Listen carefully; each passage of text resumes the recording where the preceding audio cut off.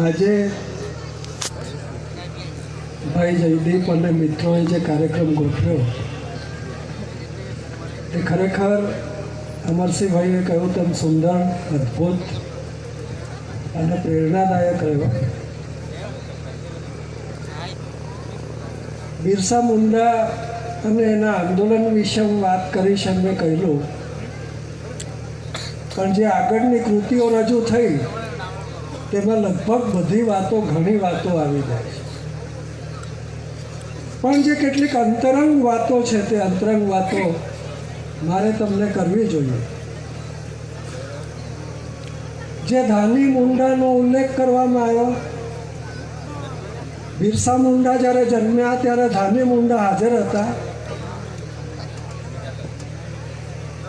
અને એ ધાની મુંડાએ જોયું કે જ્યારે એનો જન્મ થતો હતો તે વખતે વાદળોમાં વીજળીના મોટા કડાકા થયા અને 3 પ્રકાશના લીસોટા પડ્યા એવું એમણે તે વખતે જોયું.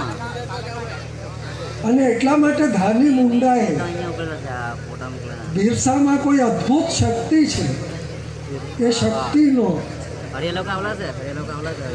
અણસાર એમને પોતાને આવ્યો.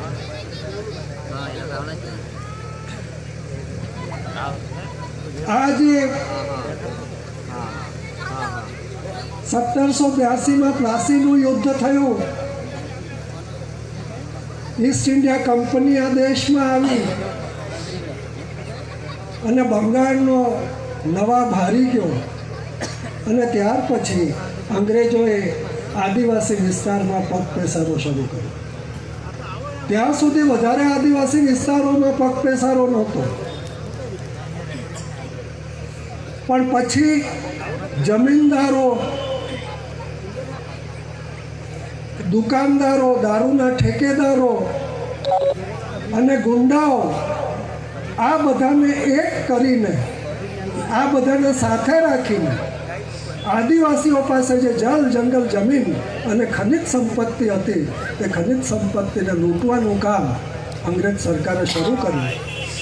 અને 1864ની સાલમાં, એટલે કે ઈસ્ટ ઇન્ડિયા કંપની, તે વખતે કંપની સરકાર હતી, 1864ની અંદર સર્વે કરવામાં આવ્યો અને એ સર્વે કરીને જમીનોમાંથી પણ મહેસૂલ ઉઘરાવીને કરવેરા ઉઘરાવવા અને જંગલમાં જે આદિવાસીઓ મુક્ત રીતે જીવતા હતા તેના બદલે જંગલમાં પ્રવેશ પણ ન કરી શકે એવા પ્રકારની પરિસ્થિતિ એમને નિર્માણ કરી.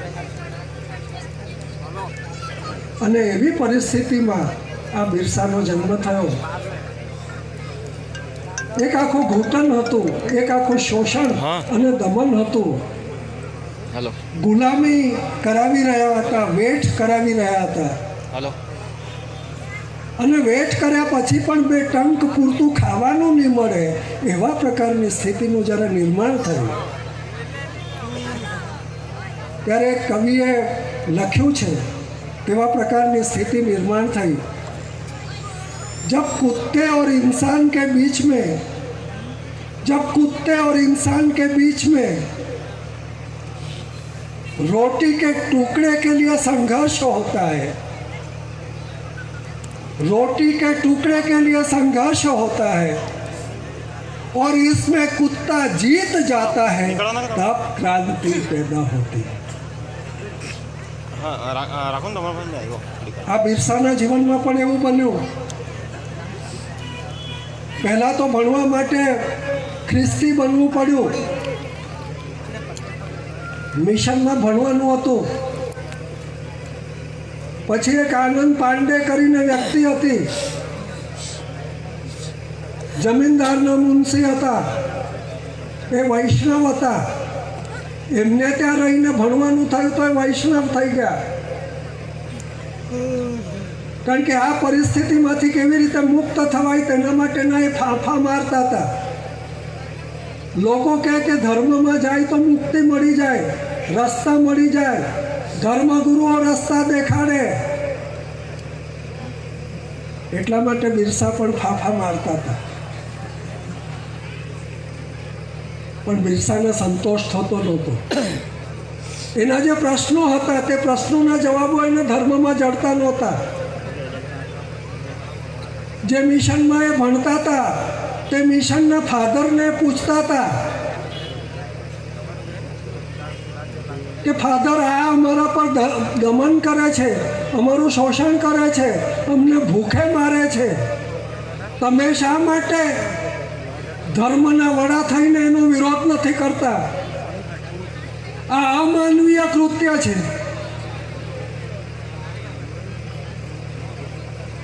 ત્યારે ફાધર એને ધમકાવતા હતા.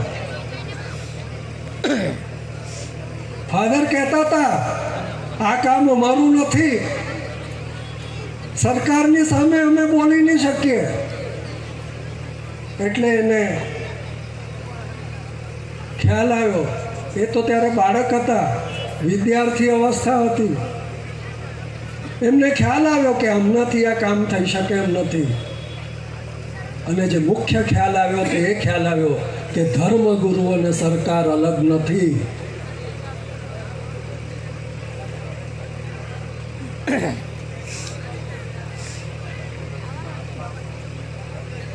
પેલા આનંદ પાંડે પાસે વૈષ્ણવ થયા, હિન્દુ થયા, જનોઈ પહેરી.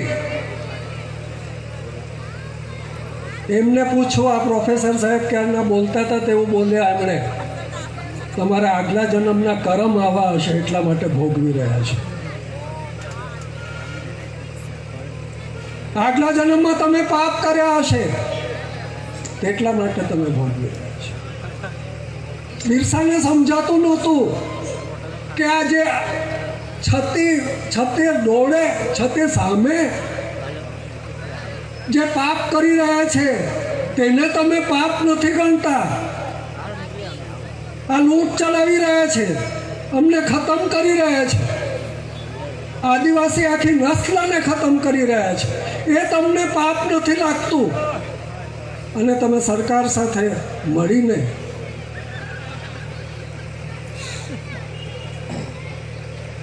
અને બંનેના ધર્મપુર જોશમાં ચાલતા. ચર્ચોમાં માણસો સમાતા નહોતા, મંદિરમાં માણસો સમાતા નહોતા, પણ આદિવાસીઓના દુઃખ અને દર્દમાં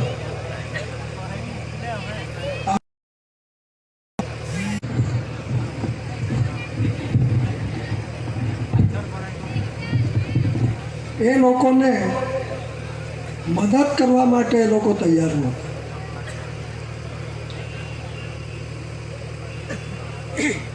ત્યાર પછી એમને ખ્યાલ આવી ગયો, એમને વિચાર કર્યો કે આપો દીપો ભવ, પોતાનો દીપક પોતે જ બનો. આપણું પોતાનું કર્યા વગર હવે છૂટકો નથી. અને તેટલા માટે 1992માં આપણે પણ આદિવાસી એકતા પરિષદ જુદી કરી. પણ હું વાત બિરસા મુંડાની કરું છું. બિરસા મુંડાને ખ્યાલ આવી ગયો એટલે એને લોકોમાં ફરવાનું શરૂ કરી દીધું. લોકોને કહેવા માંડ્યું કે આ દારૂ, જુગાર, એટલે કે તે જમાનામાં જે અંધશ્રદ્ધા, ડાકણને માનવું, અસ્વચ્છતા, આ બધી જે વાતો હતી તે વાતોને આપણે આપણા જીવનમાંથી કાઢો. આપણે શક્તિશાળી બનો અને લોકોને વિશ્વાસ આવે તેટલા માટે પોતે જ પોતાને ભગવાન જાહેર કરે.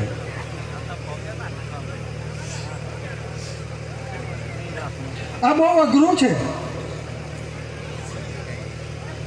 રજનીશજીએ કહ્યું છે કે ઇટ ઇઝ વેરી ડિફિકલ્ટ. પોતાને ભગવાન જાહેર કરવું એ બહુ અઘરું કામ છે. ભગવાન જાહેર કરવાથી કોઈ ભગવાન માની નથી લેતું. You have to prove. આપણે એને સાબિત કરવું પડતું હોય છે. અને એટલા માટે રાત દિવસ ગામડે ગામડે ફરીને એમણે લોકોને સંગઠિત કરવાનું કામ શરૂ કર્યું. જુવાનિયા તો જોડાયા જ, પણ મહિલાઓ એની સાથે ઊભી થઈ ગઈ. જ્યારે બિરસા 19 વર્ષની ઉંમરથી એણે શરૂ કર્યું, 21 વર્ષે એની ધરપકડ થઈ, 18 મહિનાની 2 વર્ષની એને સજા થઈ. એક વખત તો છૂટી ગયા, પાછી સજા થઈ એને. અંગ્રેજ સરકાર ઈચ્છતી નહોતી કે એને સજા નહીં થાય. કોઈ પુરાવા નહોતા, છતાં પણ કેસ ચલાવ્યા, જેલ કરી. એની સાથે પરમી કરીને અમરસિંહભાઈની જરાક શરત ચૂક થઈ. બિરસા મુંડાએ લગ્ન નહોતા કર્યા. એક પરમી કરીને છોકરી હતી, બિરસાને જેલમાં લઈ ગયા. બધી બહેનો દોડીને જેલમાં ગઈ. એ પરમી કરીને છોકરી હતી. તેને પેલા અંગ્રેજ જે અધિકારી હતા તેના પત્ની મરિયમ કરીને હતા. જેલમાં આટલું બધા એ થયા. જેલરની એ પત્ની હતી. ત્યાં જઈને એ લોકો જેલની સામે પેલી દરવાજામાં ઠોકે છે ખોલવા માટે. જેલનો દરવાજો હતો. બિરસા ક્યાં છે? અમારો ભગવાન ક્યાં છે?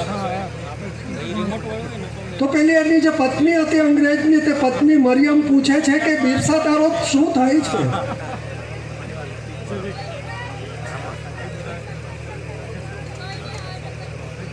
પરમી કહે છે એની સાથેની શું લાગણી છે તે હું જાણતી નથી,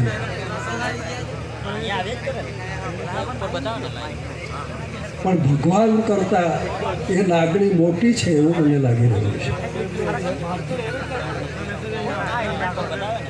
આજે મહાન પુરુષો થતા હોય છે, એ પુરુષો સાથે જે મહિલાઓ કામ કરતી હોય છે, તે મહિલાઓની જે ભૂમિકા હોય છે, તે ભૂમિકા બહુ ઊંચી કક્ષાની ભૂમિકા હોય છે.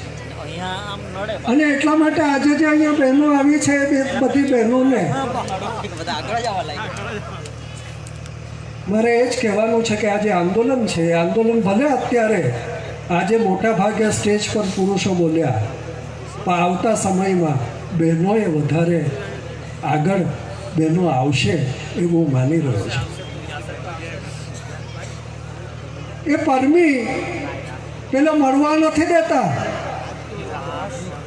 એને સમજાવીને ગમે તેમ કરીને લઈ જાય છે. પણ લઈ જાય છે ત્યારે એના ચપ્પુ અહીંયા ગળામાં મૂકી દે છે કે જો તમે મને મળવા નહીં દેશો તો હું મરી જઈશ. પણ પેલા કહે છે કે અમે ચોક્કસ મળવા દઈશું. એને ફોસલાવે છે, પણ છેવટે નથી મળાતું તો એ ચપ્પુથી પોતાના અંગૂઠામાં ઘા કરે છે. અને એ ઘા કરીને દિવાલ પર લગાવે છે. અને મરિયમને કહે છે કે જ્યારે બિરસા નીકળે ત્યારે એમને કહેજો કે આ પરમીનો લોહી છે.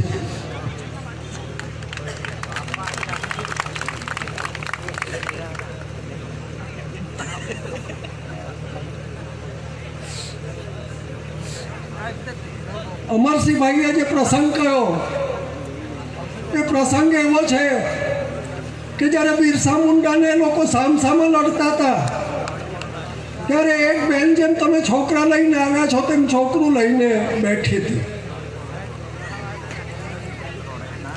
અને એ બેનને વીંધીને ગોળી જતી રહી.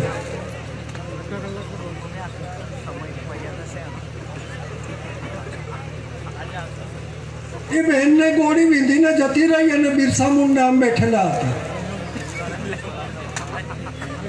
એ છોકરો હતો. એ જ જે મરિયમ બેન છે, એ મરિયમ બેનને કહે છે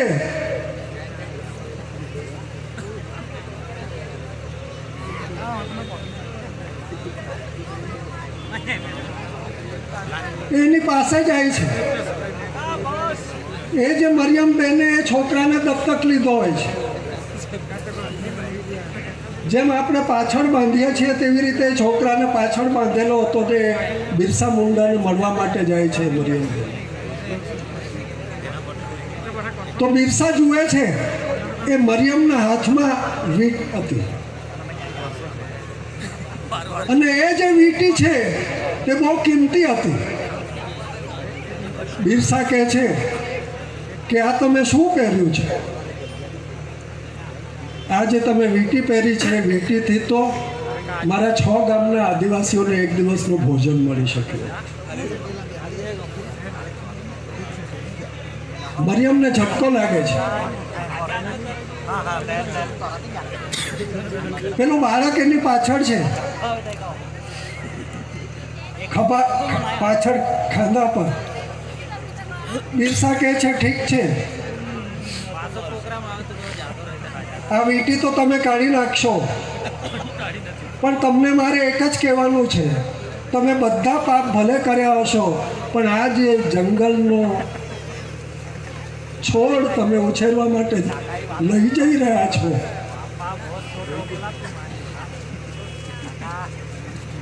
એ છોડને ખવડાવશો નહીં તો ચાલશે, એને એનો અધિકાર નહીં આપશો તો ચાલશે.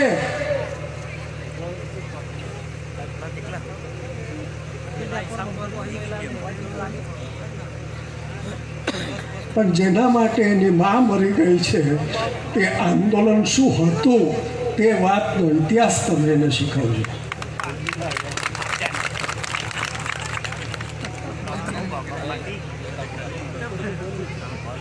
મિત્રો, આ બિરસા હતો.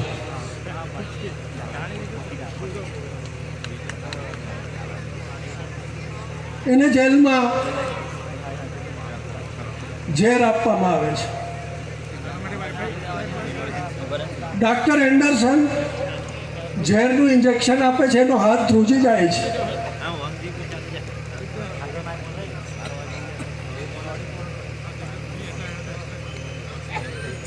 એન્ડરસન એને પૂછે છે કે આટલા વખતથી હું તારી દવા કરતો હતો ને ઇન્જેક્શન આપતા મારો હાથ નહોતો ધ્રુજતો, આજે ધ્રુજ્યો છે તો તને શંકા નથી જતી? બિરસા કહે છે માના દૂધ અને ડાક્ટર પર શંકા નહીં હોઈ શકે.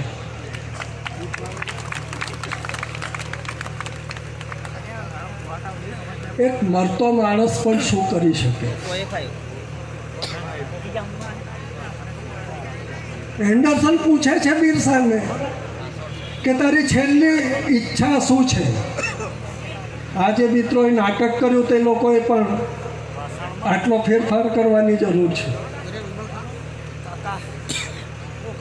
બિરસા કહે છે આમ આંગળી કરીને બતાવે છે, પેલી ચાદર લઈ આવો. આમ આડો પડે છે અને પછી ઓઢાડે છે, એને બતાવે છે ડાક્ટર. બિરસા કહે છે કે મારું મોઢું ઢાંકી દેજો પણ મારા પગ ખુલ્લા રાખજો. જ્યારે મારા ગામમાં લાશ જાય ત્યારે મારા લોકોને લાગે કે ચાલવાનું હજી ઘણું બાકી છે.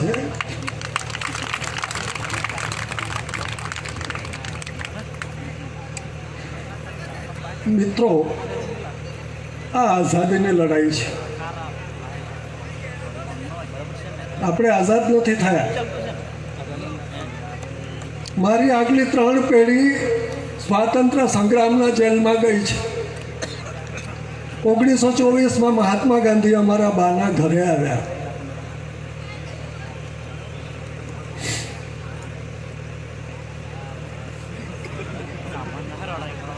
અગિયાર વર્ષ સુધી મારા એક કાકા સરદાર સાથે રહ્યા છે. સરદારના ફેન, ફિલોસોફર, ગાઈડ જે ગણો તે. એની ગાડી ચલાવવાથી માંડીને તમામ વ્યવસ્થાઓ, સભાઓ ક્યાં કરવી, કેવી રીતે કરવી તેની વ્યવસ્થા કરી છે. અને આ મારી પ્રશસ્તિ માટે નથી કહેતો, પણ કસ્તુરબા અભણ હતા અને મારી બાએ યરવડા જેલમાં એમને અક્ષર જ્ઞાન આપેલું.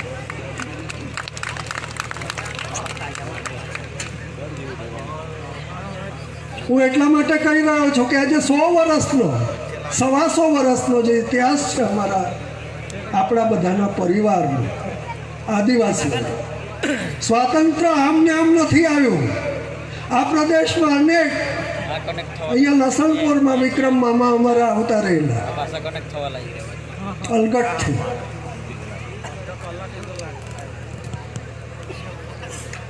અલગટમાં એમની બધી જમીન જપ્ત કરી લેવામાં આવે. એવા અનેક લોકોની જમીનો જપ્ત કરી લેવામાં આવે. ગાંધીજી પોરબંદર છોડીને અમદાવાદ આવ્યા. અમદાવાદ છોડીને બારડોલીમાં એમના દીકરાએ સ્વરાજ આશ્રમની સ્થાપના કરી, રામદાસ ગાંધીએ.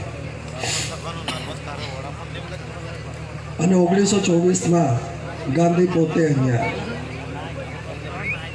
એટલા માટે નહોતા આવ્યા. એમને ખબર પડી ગયેલી કે ત્યાં તો બધા દલાલો વસે છે. એ તો બધા અંગ્રેજ સરકાર સાથે હતા. એ લોકોને કોઈ આઝાદીની લડાઈમાં રસ નહોતો. એ તો બધા લૂંટવામાં પડેલા હતા. કાળી ટોપી પહેરીને વેપાર કરતા હતા બધા.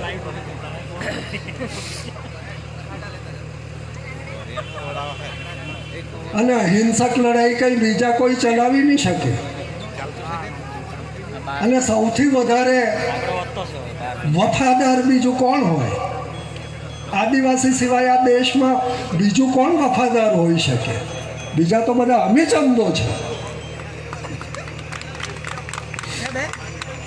પણ જેવી આઝાદી આવી તેવી જે અમીચંદો હતા તે બધા અત્યારે સત્તામાં આવી ગયા છે.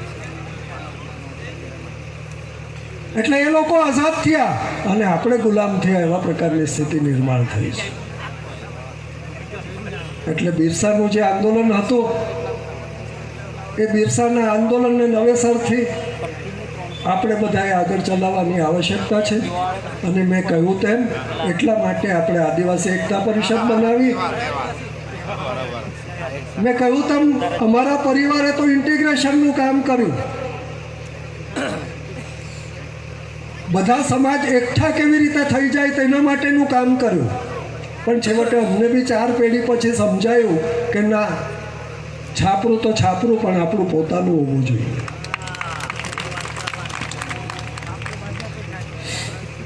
અને આજે મને ખૂબ જ આનંદ થાય છે. આ એવો પ્રદેશ છે, હું હંમેશા પ્રદીપભાઈને એમ કહેતો હતો કે આખા દેશને જો બચાવવો હશે તો આપણો જ આ પ્રદેશ છે. આખા દેશમાં ઝારખંડ સમેતના લોકો લડી શકે એમ નથી. આઝાદીના આંદોલનમાં બી અક્કલવાળા લોકો તો બધા બહુ હતા. મહાત્મા ગાંધી કરતાં પણ અક્કલવાળા લોકો હતા. સુભાષચંદ્ર બોઝ હતા, રવિન્દ્રનાથ ટાગોર હતા, અનેક લોકો હતા. એ લોકો આંદોલન નહોતા ચલાવી શક્યા. આંદોલન ચલાવવાની એક કુનેહ હોય છે, એક કળા હોય છે, અને તે આપણને વારસામાં મળેલી છે. માત્ર પૈસો કામ કરતો નથી હોતો. અને એટલા માટે આ જે આપણો જે પ્રદેશ છે, ખાસ કરીને દક્ષિણ ગુજરાત જે છે, એ દક્ષિણ ગુજરાત જો ઊભો થઈ જશે તો આખા હિન્દુસ્તાનમાં ઉથલ પાથલ થઈ જશે. એ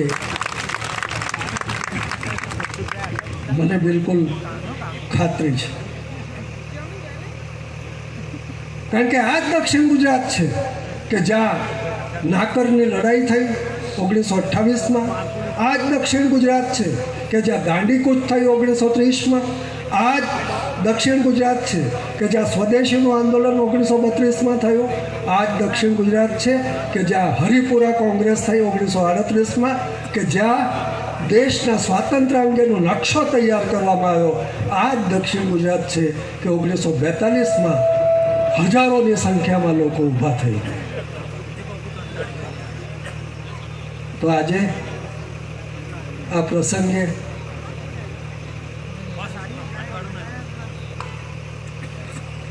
આપ સૌ, અને આ એટલા માટે જ થઈ શક્યું છે, આખા દેશમાં આપણે આદિવાસી સમન્વય મંચ ભારત બનાવી શક્યા.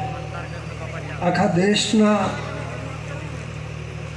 અનેક નેટવર્ક આપણે ઊભા કરેલા છે, અનેક સંગઠનોને ભેગા કરીને કરેલા છે. અને જે દિવસે આ બધા ઊભા થઈ જશે તે દિવસે દલાલોનો પત્તો ખાવાનું નથી. હકીકત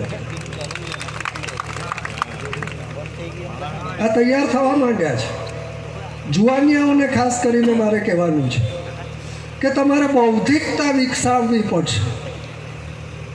સ્વાતંત્ર્યનું આંદોલન પણ ત્યારે જ સફળ થઈ શક્યું કે જ્યારે બેરિસ્ટર થઈને બધા ઇંગ્લેન્ડથી પાછા આવ્યા. સ્વતંત્રતાનું આંદોલન ત્યારે જ ચાલી શક્યું કે રવિન્દ્રનાથ ટાગોર જેવાને નોબેલ પારિતોષિક એ લોકોએ આપવું પડ્યું. જગદીશચંદ્ર બોઝ જેવા વૈજ્ઞાનિક પેદા થયા. આપણા સમાજમાંથી જે દાડે આવી કક્ષા લોકો નેતૃત્વ કરવા માટે ઊભા થઈ જશે તે દિવસે એ લોકોએ શરણાગતિ સ્વીકારી લેવી પડશે. અને તે આપણી સામેની ચુનૌતી છે, તે આપણી સામેનો પડકાર છે. અને મને આનંદ થાય છે કે પ્રદીપભાઈથી માંડીને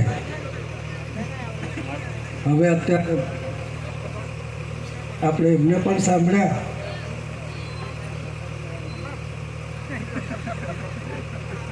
પ્રભુભાઈને પણ, ઉત્પલભાઈને સાંભળ્યા, ડાક્ટરો એન્જિનિયરો બધા ધોતિયા પહેરતા થઈ ગયા. હવે આદિવાસીઓને કોણ મારી શકે? પહેલા તો હરમ આવતી હતી આપણને. તો મને લાગે છે કે હવે આપણો નાશ કરવાનું જે એ લોકોએ ષડયંત્ર કર્યું છે એ ષડયંત્ર હવે એ લોકોનું નિષ્ફળ જશે. એ લોકોને શરમ આવવી જોઈતી. ત્યાં 3000 કરોડ રૂપિયાનું તમે સ્ટેચ્યુ કર્યું. જે સરદાર સાહેબ અમારા ઘરે અનેક વખત જમી ગયા છે. અને મારી બાએ એક પ્રસંગ લખ્યો છે સરદાર વિશે. સરદાર શતાબ્દી વખતે ગુજરાત સરકાર છાપે છે એમાં છપાયો હતો એ પ્રસંગ. મારી બાને તો 10 વર્ષથી જ સરદારે એમની સાથે રાખેલા હતા. કારણ કે મારી બા ગીત ગાતા હતા સારા અને બહેનોનું સંગઠન કરતા. તો સુરત ગયા હશે તો ત્યાં સુરતમાં જમવા માટે બેસાડ્યા તો બાને શરમ આવતી હતી, એ તો નાની હતી એટલે. તો સરદાર સાહેબે બધાને કહી દીધું કે તમારે બધાએ ખાવાનું નથી, એટલે બધો સોપો પડી ગયો. પછી સરદાર સાહેબ હસતા હસતા કહે છે જ્યાં સુધી દશરી નહીં ખાય ત્યાં સુધી કોઈએ ખાવાનું નથી. એ સરદાર સાહેબ પૂતળા હારું મંજૂરી આપતે. 3000 કરોડ રૂપિયા ખર્ચીને તમે ત્યાંના 3 લાખ લોકોને રોટલા વગરના કરી દીધા. એટલા બધા માલદાર છો તો શા માટે નથી આપી દીધા? નર્મદામાં આટલા બધા વિસ્થાપિત કરેલા છે તે લોકોને શા માટે તમે કામ પણ નથી આપી શકતા? માગે છે તો શું માગે છે એ લોકો તમારી પાસે? કઈ મહેલ માગે છે? ઉકાઈમાં આટલા બધા લોકોને વિસ્થાપિત કર્યા, પોટલા માથા પર અને છોકરા કેળે લઈને ફરતા થઈ ગયા. અહીંયા 100 વીઘાના ખાતેદાર ફેરબી કાપતા થઈ ગયા. શું આપ્યું સરકાર? અને ગામે ગામ બોર્ડ લગાવડાવો છો તમારા ફોટાઓના. શું છે ઔચિત્ય તમારું? જે સરકાર ભોજન નથી આપી શકતી લોકોને, તે સરકારને અમે આવું કરીએ છીએ એમ કહેવાનો અધિકાર શું છે? What is the લેજિટિમસી of the state?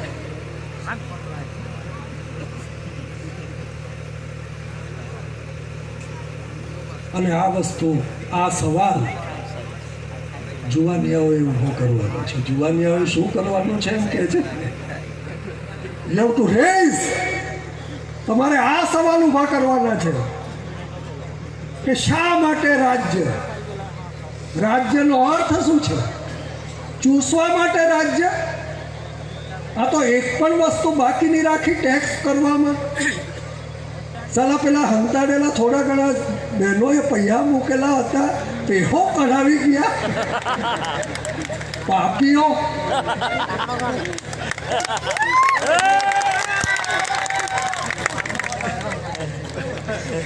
આ જે રાજ્યનો નગ્ન ચહેરો છે એ નગ્ન ચહેરાને હવે ખુલ્લો પાડવાનો છે. અને એ લોકોને તો પગાર વૈધા જ કરે, ધારાસભ્યોના, સંસદ સભ્યોના. સાલી શરમ બી નથી આવતી કે અડધો દેશ ભૂખો હોય ને તમે સાલા પગાર વધાર્યા કરો.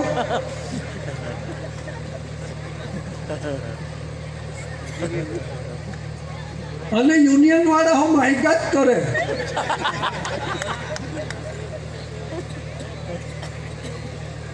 આપણા વાળા નથી કહેતો, તમારો તો અત્યારે જ વારો આવેલો છે.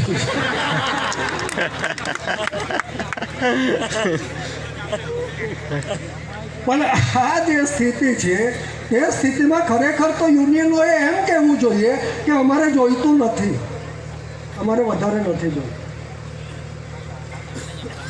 અને એ ક્રાંતિ છે. એટલે જ્યારે સ્વાતંત્ર્યની લડાઈ શરૂ હોય ત્યારે લોકોએ ત્યાગ કરવો પડે. ત્યારે અરજી લઈને પાછળ જઈએ તો પત્તો નહીં થાય. અને એટલા માટે આ બિરસાની જે લડાઈ છે, મોટી લડાઈ, સ્વાતંત્ર્યની લડાઈ હતી. એ કોઈ જમીનના ટુકડા માટેની લડાઈ નહોતી. પણ દુનિયામાં એક જ પ્રજા હંમેશા સ્વતંત્ર રહી છે અને તે માત્ર આદિવાસી છે. એટલે સૌથી વધારે જો સ્વતંત્રતા માટે બલિદાનો આપ્યા હોય, કેમ આદિવાસીઓની વસ્તી ઘટી ગઈ? કારણ કે સૌથી વધારે સ્વતંત્રતા માટે બલિદાન આપવાનો જો વર્ગ હોય તો તે આદિવાસીઓ છે. તો પેલા બદમાશ છે, પેલાઓએ હથિયાર ઊભા કર્યા, સંપત્તિ ઊભી કરી, અને આપણે તીરકામઠાથી આગળ નહીં ગયા. એ લોકોએ તો એટમ બોમ્બ બનાવ્યા. અને બિરસાએ પણ એટલા જ માટે હારવું પડેલું કે એક બાજુ સશક્ત સંગઠિત સશસ્ત્ર બળ હતું અને બીજી બાજુ માત્ર તીરકામઠું હતું. અને એટલા માટે પ્રભુભાઈ કહેતા હતા ત્યારે જુવાનિયાઓએ, જે હોશની વાત છે તે એ છે કે હવે આપણે અક્કલ હોશિયારીથી આ આંદોલનને આગળ ચલાવવાનું છે. અને એ આપણે કરી રહ્યા છીએ. ગુજરાતમાં આપણે SC/ST એકતા મંચ, ઓબીસી SC/ST મંચ બનાવી દીધું. અત્યારે આપણે 26મી નવેમ્બર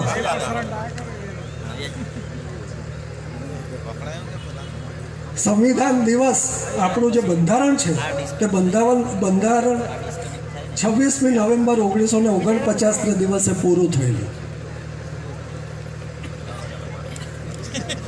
તો તે દિવસે ગાંધીનગરમાં, કારણ કે આપણે એકલા તો લડી નહીં શકીએ, આપણે ભેગા કરવા પડે, ભેગા થવું પડે. તો અત્યારે દલિતો અને આદિવાસીઓ આ વખતે ગાંધીનગરમાં ભેગા થયા. ગાંધીનગરના પેલા કલ્પેશભાઈ કે કેટીભાઈ આવેલા છે જ કે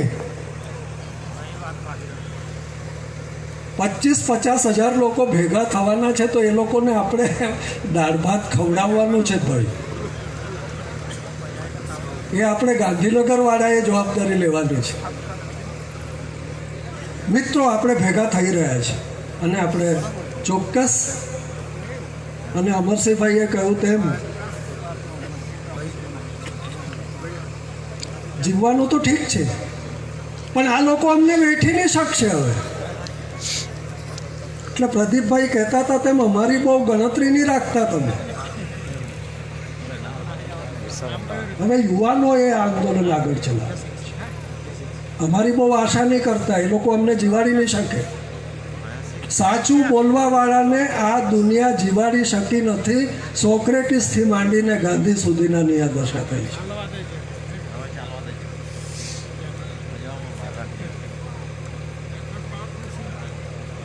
જે ગુલામીને સ્વીકારી લેતા હોય છે તે જ લોકો લાંબુ જીવી શકતા હોય છે.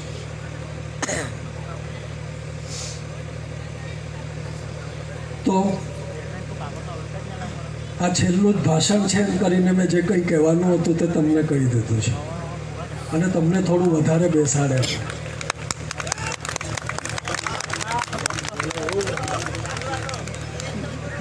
પણ અમરસિંહભાઈ ક્યારેક ક્યારેક કહે છે કે એમને મરવાનો નથી એમ, પણ હું કહું છું કે ભૂત થઈને બી અમે લોકો આવશું. મરીસે બહુ સરસ શેર લખ્યો છે,